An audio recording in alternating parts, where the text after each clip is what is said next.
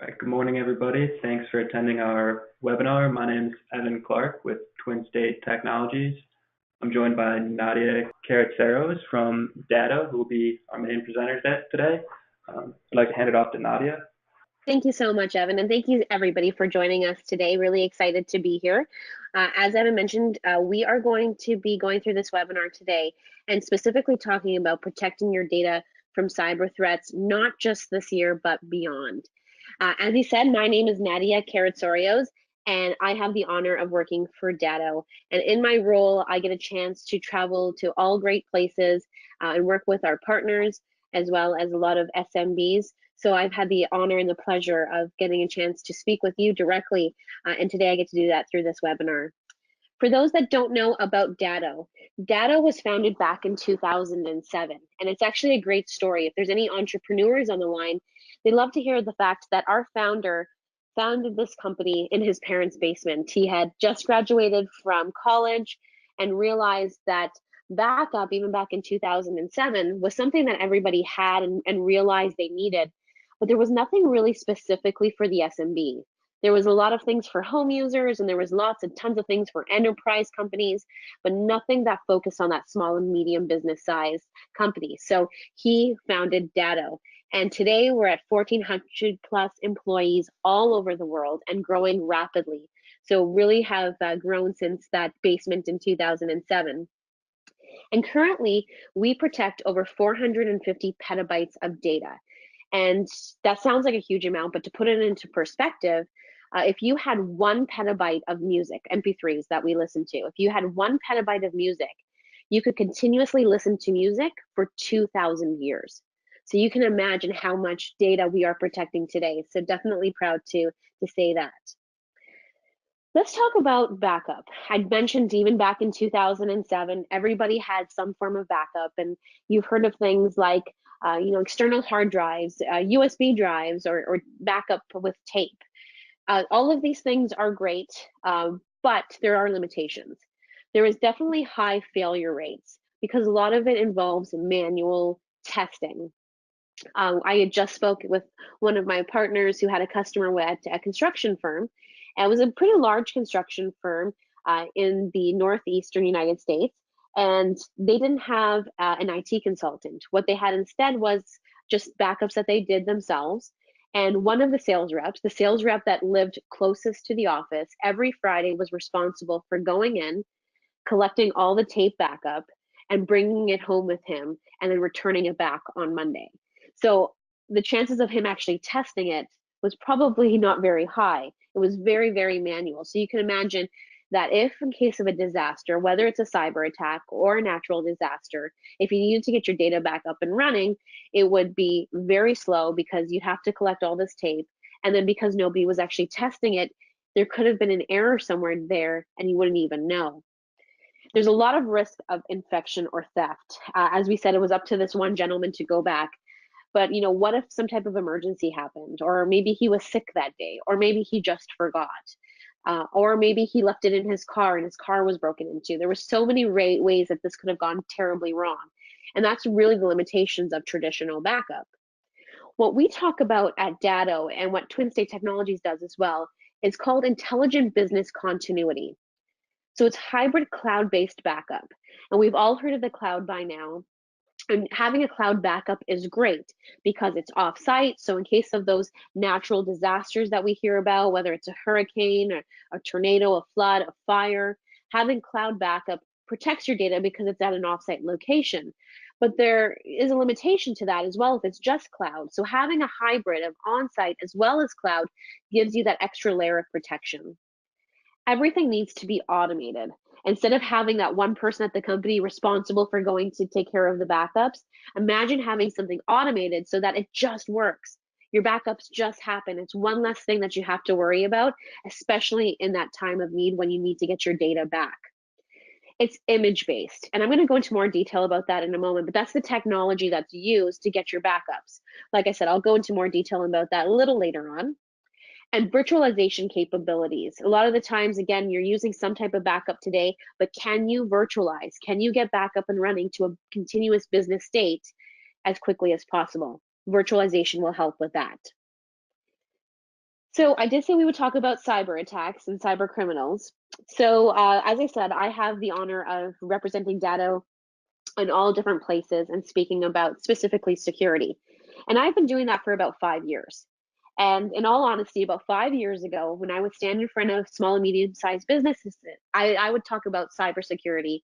And a lot of the times people would be looking down at their phones or maybe staring out into space because they felt that the threat wasn't at them. The threat was at those large companies. And if you remember at the time, we were hearing things on the news about Amazon or Target, these really large companies. So small and medium sized businesses just felt like it wouldn't happen to them. And then 2017 happened. May 2017, and if any of you remember, there was a massive cyber attack called WannaCry. WannaCry was released and it attacked many people all over the world. And it wasn't just large companies, it was small and medium sized businesses, it was nonprofits, it was people at home. And it was specifically going to as many people as possible. And the fact that they weren't asking for a ton of money, they were really only asking $300 ransom to get your data back, but it affected so many people. So about 2 weeks after WannaCry hit, when people were still trying to recover their data, I was at an event. And sure enough, when the organizer of the event introduced me and said Nadia is going to be talking about cybersecurity, this time around, people had their phones down.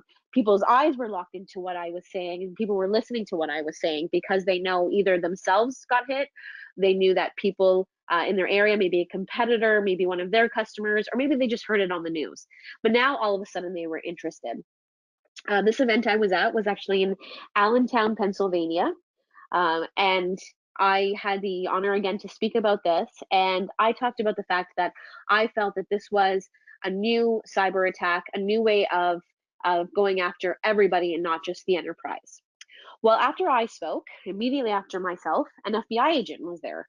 The organizers of the event had invited this FBI agent to come, and he spoke about the same thing. And he said, you know, what Nadia said just before me at Datto is true. This is a new type of attack, but he had a different opinion on why it was happening.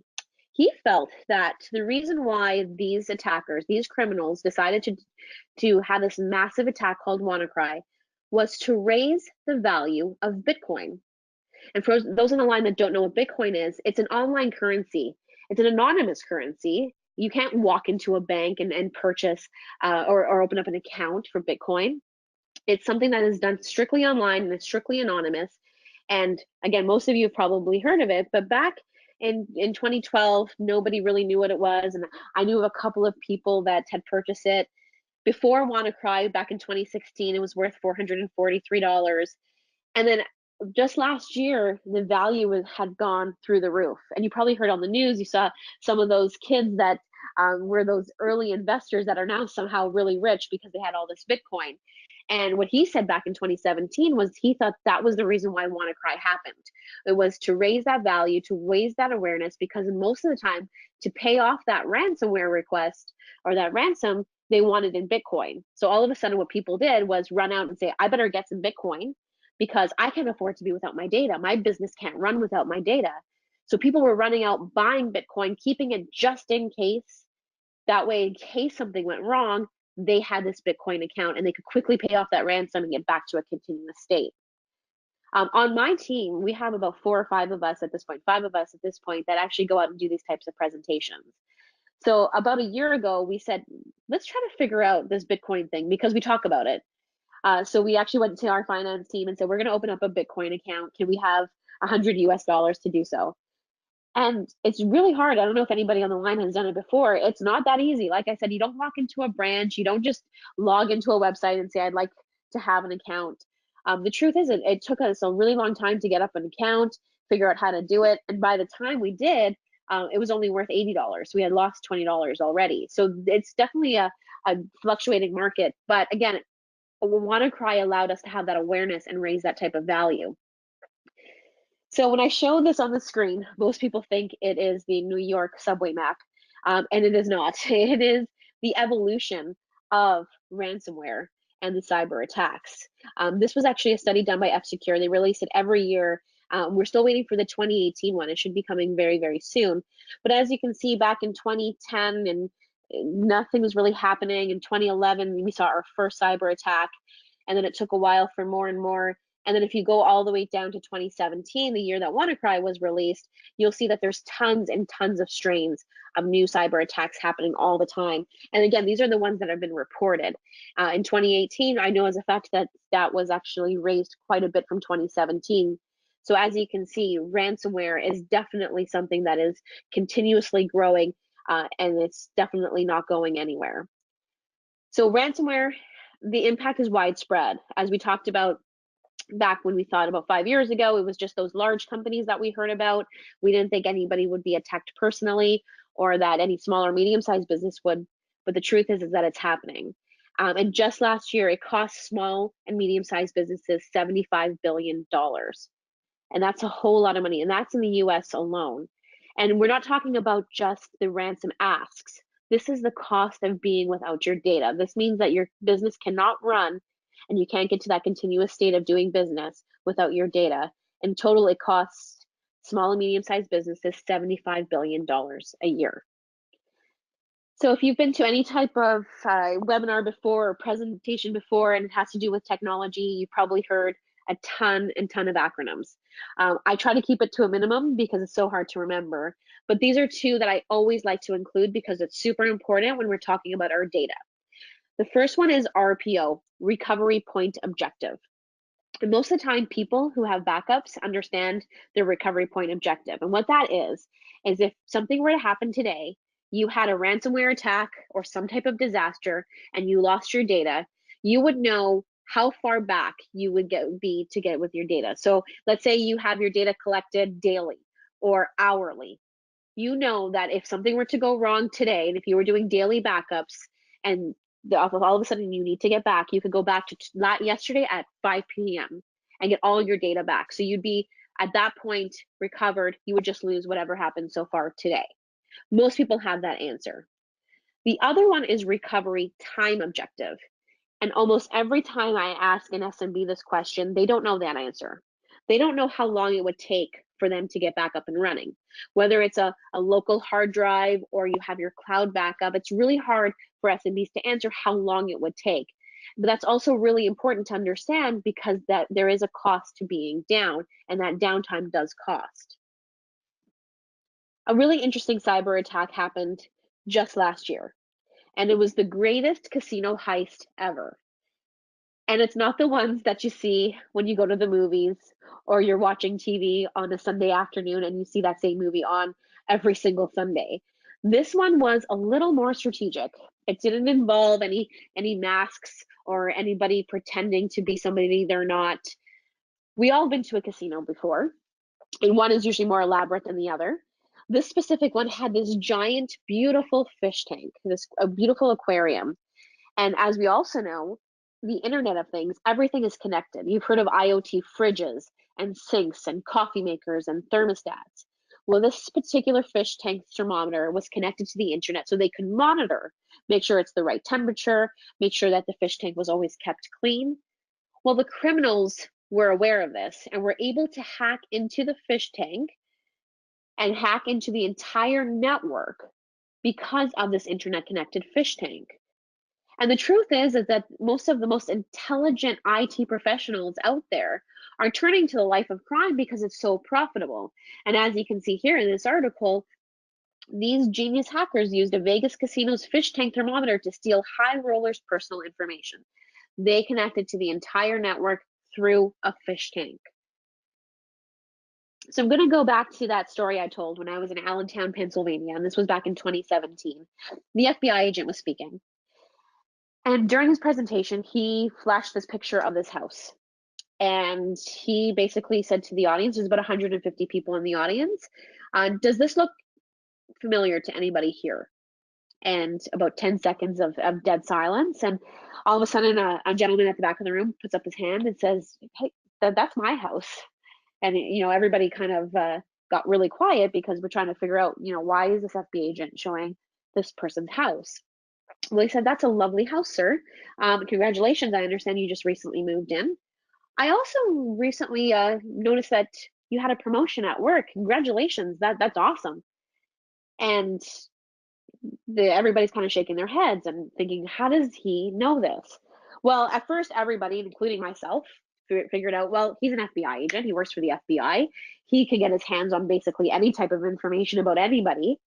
And he called us all out for thinking that and said, I bet you think I used all the tools at my fingertips at the FBI to get that information. But that's not what I did. What I did is I went to the organizer of this event about a week ago and asked for all of the registered attendees. And I randomly picked your name. The first thing I did is I went on to LinkedIn and I looked up your profile, and now I know what you look like. That's how I figured out you had a promotion recently. Congratulations again. I know also now all of your colleagues, and I know that you had, it's about 10 years ago, graduated from Penn State University. Now, Penn State University apparently has one of the best alumni committees, and they're constantly doing reunions and special events. So what I can do is just go quickly onto Facebook, find out more about you. I can create an email that looks like it's coming from the Penn State University Alumni Committee and send you an email inviting you to something. It's going to look like all the other emails you receive because you get so many from this committee. Or maybe what I'll do is I will look into more of your Facebook and find out more about you personally. That's where I got that photo of your house, because you were so proud of the house you posted that when you moved in, you and your family moved in. So maybe I'll get some information that way. Or maybe I'll go back into LinkedIn and see the fact that you have a lot of colleagues, figure out who your boss is, figure out who is part of your accounting team, who does payroll at your company, and send you an email, because we all know if we get an email from payroll, we're sure to open it up and take a look. Well, I'm going to send you an email, whether it's from the committee, whether it's from somebody you work with, and it's going to look like all the emails you get before. And I'm going to catch you on a Friday, cleaning out your inbox, maybe a little sleep at the wheel because you want to get your weekend started, and bam, you're going to click on that email. This is called social engineered phishing. And in the past, if you think about it, if we all can remember when we used to get those emails from some type of international prince who would be requesting $30,000 from you. And if you sent the $30,000, you would get him out of a really bad situation like jail or something. And once he's out, he will return that $30,000 and even up it to $1 million, and you'd be rich. That was the phishing of the past. Now this is called social engineered because they use your social media, the information that we all post, and we're all guilty of this, and use it against you to get you to click on something that you're not supposed to. Another really interesting cyber attack that happened was in Atlanta just last year.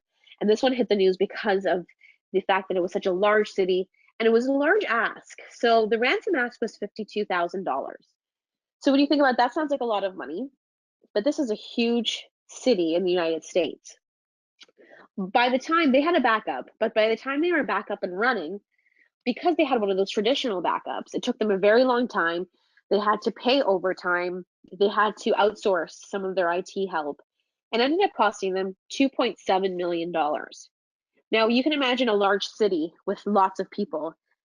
The fact that the government is down means that they can't run any type of certificates, any type of programs, any type of licenses. They also can't give any speeding tickets or parking tickets. So it ended up costing them another $9.5 million in downtime. So we talked about the fact that that ransom ask is one thing, but what's the cost of being down? So the total investment because of this ransom attack was $12.2 million. And to put that into perspective, the annual IT budget for the city of Atlanta is $35 million. So a huge portion of that budget was taken just because of that $52,000 ransom ask, because they didn't have the opportunity to get their data back up and running as quickly as they thought they could. And they were down for so long and ended up costing them that much. So here at Datto, we are obsessed with helping out specifically our managed service provider partners and the SMBs out there. So we, about 3 years ago, started the ransomware report. And this is the largest ransomware report of its kind because we go to our partners, the managed service providers, like the folks at Twin State Technologies, but then we also go to SMBs and we ask them questions about what's happening in their environment. This is definitely available, and if you're interested in any of these things, definitely we'll include some contact information at the end, and we'll make sure you get some information about it. One of the really interesting things, and I picked out a few statistics about the report that I wanted to share with you today, is that no industry is safe from ransomware. And again, years ago, we'd think that would only attack those large retail firms or where there was lots of credit card information. But now that nonprofit you see in the corner, 20% of that will be attacked. We'll see healthcare, we'll see government, professional services. No industry is safe from ransomware now. And the truth is, only about 24% of those attacks are reported to authorities. And in this report, we go into more detail and ask why. And there's a few reasons why. One of the main reasons why people don't report it is because they just don't think it's that important. They think that they're a small business or a nonprofit organization. Why would the authorities even want to look into it? So they just don't do anything about it. People are also embarrassed. They don't want their customers or their competitors to know that they were vulnerable and had lost their data. So they just want to make it go away. So they pay whatever they have to get back up and running and move forward without reporting it to the authorities. So the truth is that this is probably a bigger epidemic, a bigger issue than we even realize. We talk about the cost of downtime. I've mentioned that a few times already today. And the average ransom was $4,300 last year, and that's US dollars. So that's, for an SMB, that seems like a lot of money, but not a ton of money. But the cost of actually being down because people didn't have the right data protection and couldn't get their things back up and running as quickly as possible was more than 10 times higher than that, almost $50,000. And the truth is that we've heard of a lot of SMBs that just don't actually get their businesses back up and running because they were down for so long and it had cost them so much money and they have lots of customers. So that cost of downtime is really what you need to focus on. I mentioned as well that this has become like an epidemic. And if it was a health epidemic, of course, our government would get involved. So what they are doing for those that actually report is they do some types of investigations to see where this is happening and how this is happening. They really, really promote the education portion. And that's kind of what we're doing here today, is educating yourself and your employees on what to do to try to avoid being cyber attacked. And then, of course, because that's what governments do, they regulate. They regulate how you act and how your company acts when it comes to their data. So if anybody's done any business or has any colleagues out in Europe, you would have heard of General Data Protection Regulation, often referred to as GDPR. And the government in Europe was one of the first ones to really mandate regulations. But the truth is that these regulations are happening everywhere. That one specifically in Europe, but we have some specifically in different states, and it's definitely happening in North America as well. Now, the truth is when it comes to these type of regulatory compliances, you've heard of ones like HIPAA or PCI. These are things that protect you as an individual. But as an IT person or as an IT consultant, you really have that responsibility to keep everybody compliant. That means you have rules and policies and behavioral rules in place. There's responsibility. There's also ethics involved here. So if something goes wrong, that you're honest and you tell people and you have it all documented.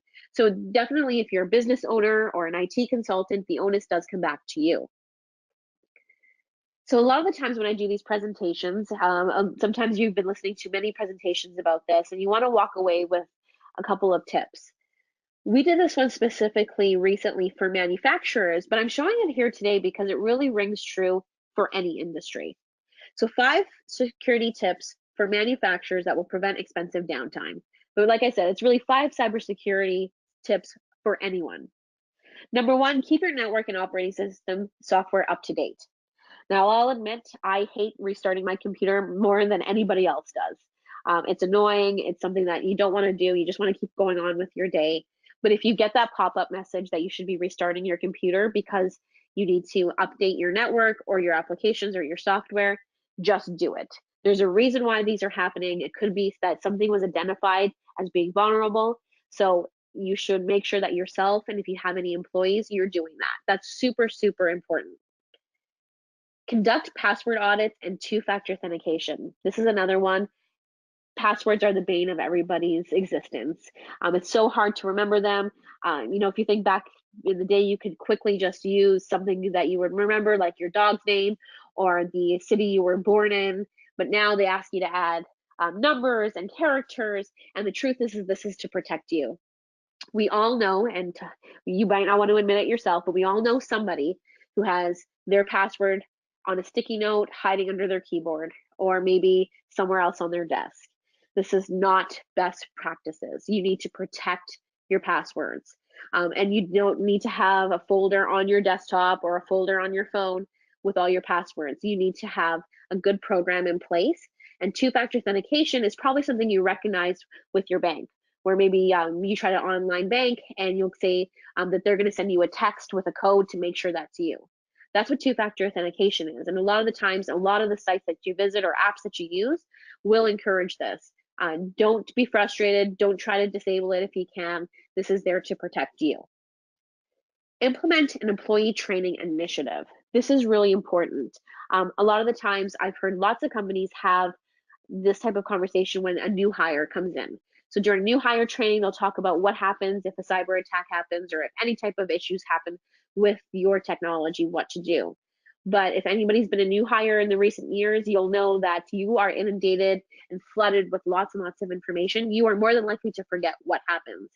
And if something goes wrong, let's say you get that cyber attack. So on a Monday morning, you come in, you grab a coffee, you go to your computer, you see that dreaded red message that says you have ransomware.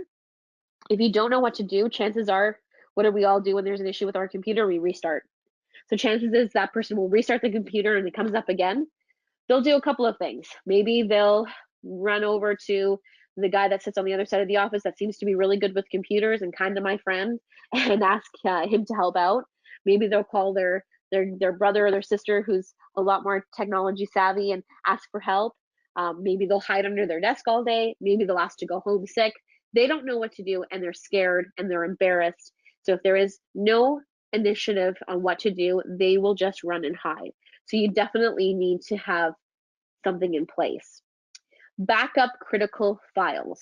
Again, coming from Datto, this is something we truly believe in and we feel like it's super important. So if something does go wrong, whether it is a cyber attack, whether it is a natural disaster, you can get your data back up and running as soon as possible.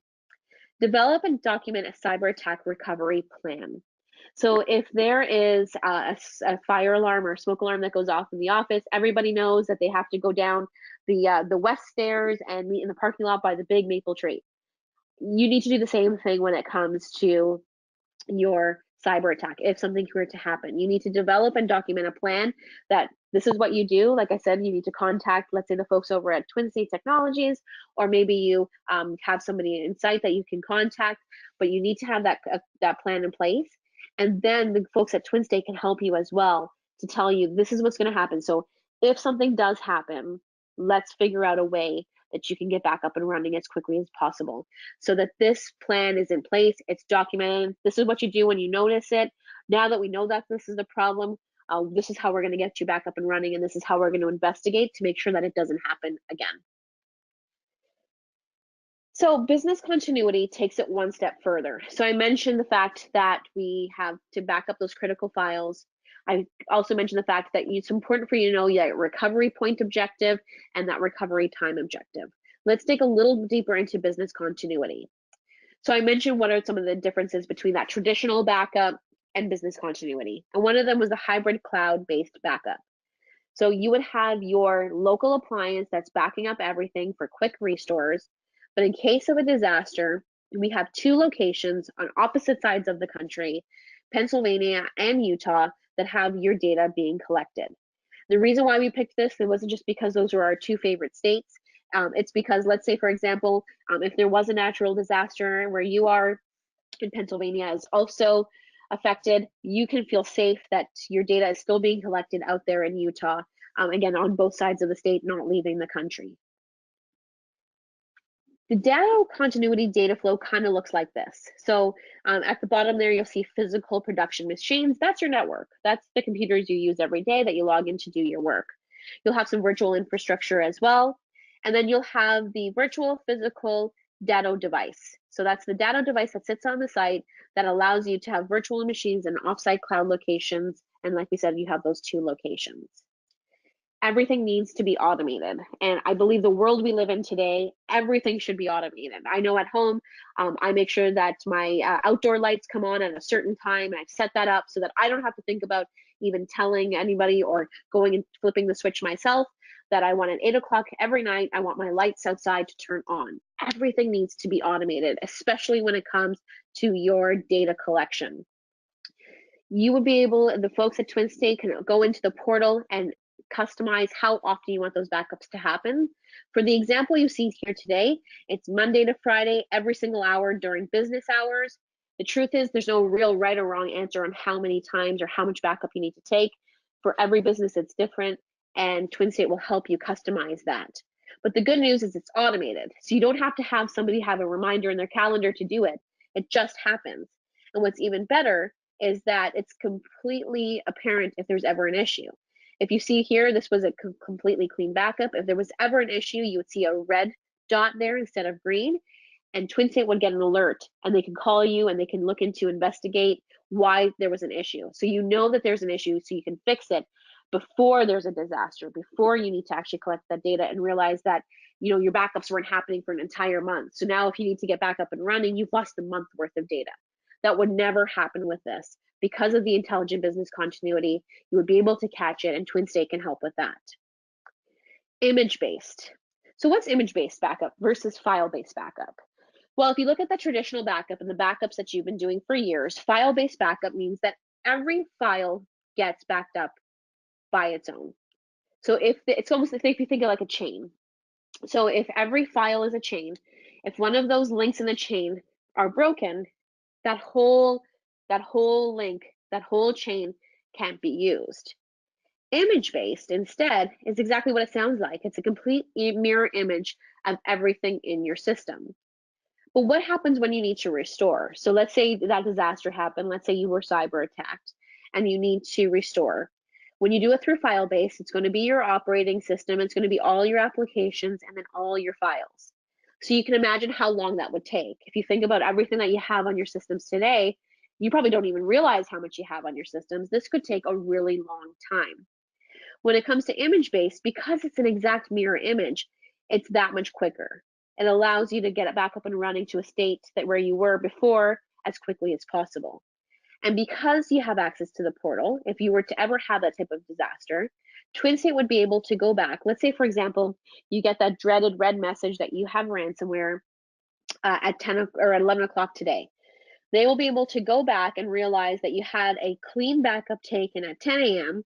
and recover you to that point, because then they know for sure that you didn't have any ransomware at that point and get you back to that point as quickly as possible, as easy as that. Virtualization capabilities. I mentioned as well, instant virtualization is something that really sets us apart. So you log into your computer, you get that red message, you connect to that local appliance, and of course the folks at Twin State would help with this. They would connect to that and get you back up and running virtually to a virtual state, so you have back up and running like nothing ever happened as quickly as possible. The benefits of virtualization, the benefits that you have is that it reduces that downtime. I've heard most stories about virtualization taking minutes.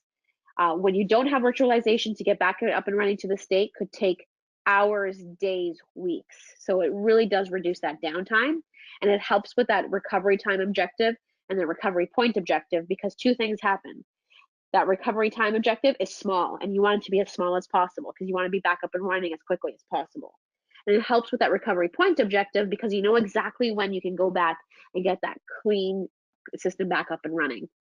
And you have options. So I'm showing here on the screen a local virtualization, but you also have the cloud as an option as well. So if something were to happen, it wasn't a cyber attack, but instead of some type of natural disaster or a fire, you would be able to use the cloud to get back up and running. So let's say you have a new computer, you virtualize, and you get back up and running to that state. So it completely looks at that recovery point objective and the recovery time objective, and it really does slim it down to make sure that you understand you can be back up and running as quickly as possible. So that's the presentation we have for you today. I know I went through things very, very quickly, so we want to make sure that you can cover everything you need to know. And if you have any questions, or you'd like to find out more about how you can implement some of these practices in your own environment, please go ahead and either visit twinstate.com or email the folks at info@twinstate.com. Now, I've seen some questions come through here from some of the people on the webinar, so I'm just going to quickly read through these. So the first question, is there a way for me as a business to determine my recovery time objective? Yeah, that's a great question. So, of course, what we've done here at Datto is had a recovery time objective calculator, and the folks at TwinState have access to this. So if you email them at info@twinstate.com, let them know that you'd like to, they will go through the practice with you and use that calculator. So you'll see. Again, most SMBs, so don't feel bad. Most SMBs don't know that answer. We want to help with that. So this calculator is available. So definitely take us up on it and email the folks at TwinState. Another question here is, where do you see the cybersecurity landscape moving towards in the future? That's a good one. You know, we have a crystal ball that we like to look into and try to see what the future looks like, but we've also done a lot of research. What I think is that it's just going to keep getting more and more strategic. Like we talked about, everything connected to IoT now. You have your refrigerator. I was recently at an appliance store and I saw that on the front of a refrigerator, you can click on it and access your phone and be able to have your grocery list sent right from the refrigerator to your phone. This stuff is really cool, and I love technology and I love that, but it's just allowing the hackers to be more and more strategic, and instead of just going after those larger organizations, there's other ways to get to small and medium businesses or even personal. So I definitely think it'll get more and more strategic. And it looks like there's one more question here. Can we do testing to determine the cost of downtime? Yes. So TwinState actually has an assessment that they can do with you that will help you determine the cost of downtime, because it's really important to know that. And it's tough to know that without their help. So if you want to know that, so in case something does happen, please definitely contact them at that email address you see on the screen there. And that looks like all the time we have for questions today. So if we didn't cover your question or you have anything else that you'd like to have covered, please definitely email the email address you see on the screen or go onto the website for further details. And I'd just like to say thank you so much for listening today. I hope you found this beneficial, and I really appreciate the folks at TwinState for giving me this opportunity. And Nadia, thanks for joining us. I'd just like to thank Datto for partnering with us on this webinar, and thank you to everyone who attended this morning. And with that, I think we'll close out the webinar. Have a good day. Great, thanks. You too.